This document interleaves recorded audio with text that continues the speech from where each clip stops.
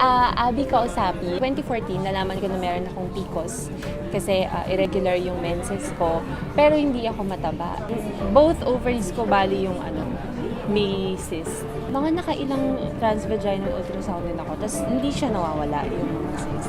Hanggang sa in-stop ko na yung pills ko. Umabot na ako sa depression, tapos hindi na ako makakain, ganon. 3 weeks akong nag-bleed.